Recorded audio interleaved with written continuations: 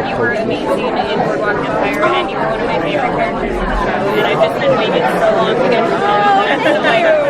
I appreciate that. I've been waiting so long to hear it. No, thank you. I appreciate it. Thank you. I was so grateful they gave her that in the integrity of her story, you know, because I never, signing on, you have no idea what they're going to do. That's the nature of the beast.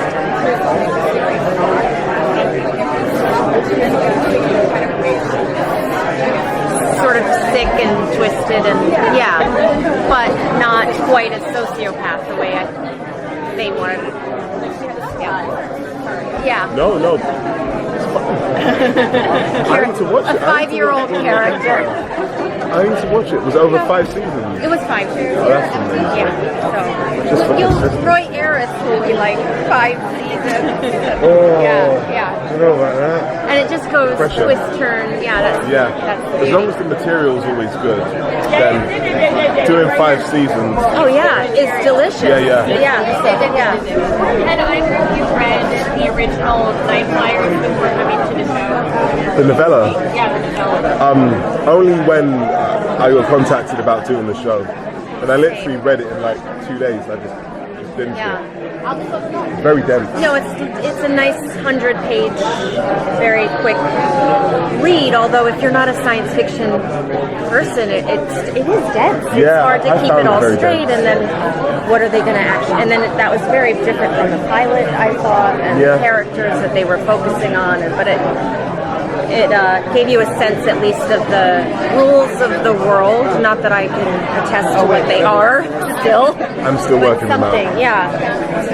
I suppose it's always going to be a challenge taking original source material as the novella and then expanding that, the themes, the ideas across multiple seasons.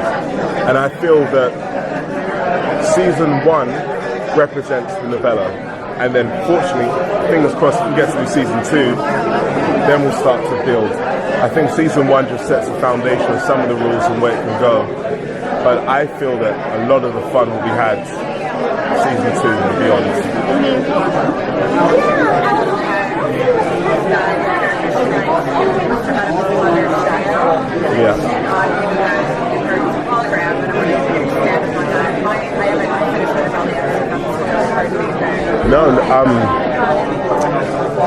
So basically, he's the Eris brand has been very successful for many years.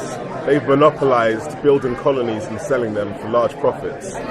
So Roy Ayers is the equivalent of a gazillionaire. But now he gets an offer from Carl de Brandon to do something special, and it's to make contact with the Volcrum.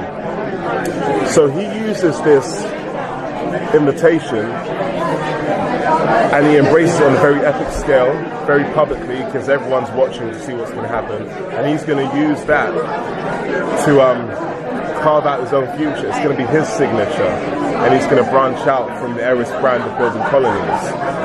That's the plan. But we all know about good plans. They don't always work out that well, and you'll see. I couldn't give anything away today. I thought that was wonderful. Okay, good. Great. Sorry, because I just get really nervous about giving away. But my list of things that I shouldn't say is ridiculous. Yeah. It's annoying. It's like, what can I say? I felt like I should show up on SYFY. My name is David. Yeah. I'm Roy Ayers. Yeah. Nice to meet you. There's so much in the panel here, sci-fi, horror, scary. Is there any levity at all? Oh yeah. Oh, there has to be. Is there levity? Is there levity? No, but I felt that there would be moments, and it was specific to different directors would find these moments, even if, I found like there was a scene that Andrew McCarthy directed the second episode, and he was also our sort of on-set producer, and he has a very dry sense of humor, and there was a scene, one of those kinds of scenes that you end up having to do to sort of move the story along, and you're walking to, these walk and talks where you're in a hallway carrying like a stretcher or something, and you're kind of, I'm with Owen's character Carl, and we were kind of disagreeing about something. Now on the page it felt a little like heavy and like we're sort of just getting out information, and somehow the scene turned into a kind of little bicker and a little more like I don't know, it felt suddenly like we were doing like a 40s movie or something, you know, like you get the chemistry of the characters, the history of the characters, and that they have this dynamic, and it suddenly became a little more like, I think it would be fun for the audience. I mean, it was playful fight, argument, you know, and I thought Andrew sort of found that and elevated it, picked it up to sort of, because you can't just have heavy scene after heavy scene, and yes, the trailer looks, I was pleased because it also had a lot of emotional, I thought it was emotional, and that's kind of, I think, why we all wanted to get on board this thing, no pun intended, with the ship, but because there was a sense of doom and all these fear and jeopardy, but facing these things that are actually from within, as opposed to sort of what's out there, you know. And so yeah, there has to be these moments of some levity, but I don't think many. I think as soon as you might get comfortable like that, it's going to get knocked out from under you. Focus on the external threat or the sort of, I guess, in terms of the characters, you guys kind of stuck in or like back and forth to what's happening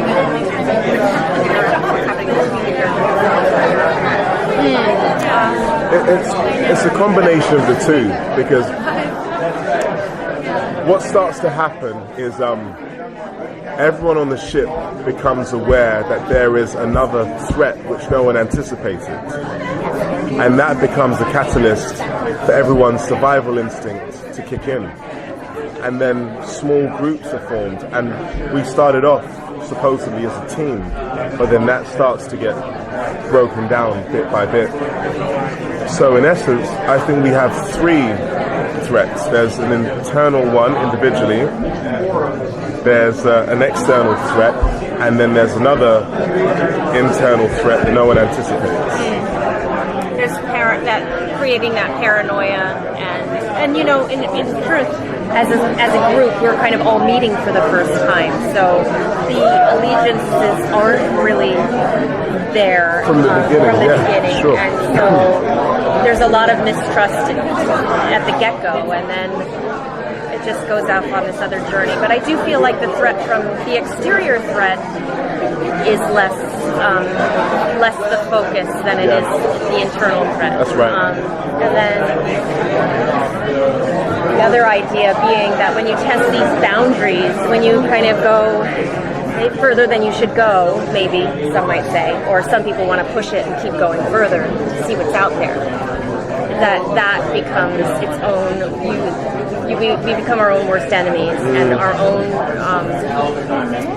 characteristics become sort of like magnified. Our own worst selves, our own primal.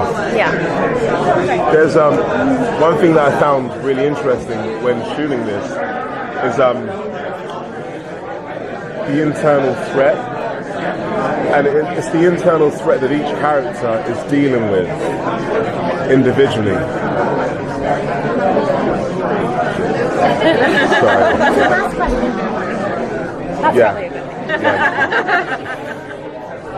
I'll tell you what, there's just a few things which happen in this show that are wonderful surprises. And I think in the pursuit to make contact with the celestial being, this Vulcarin, human sacrifice.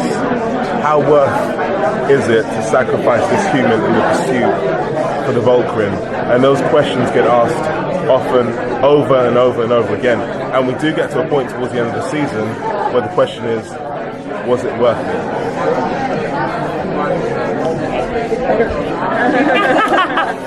Trust me, it better be. I mean, the body count is just... Well, it's George R.R. Yeah.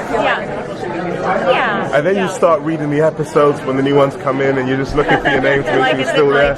You're like, it's still there, it's still there.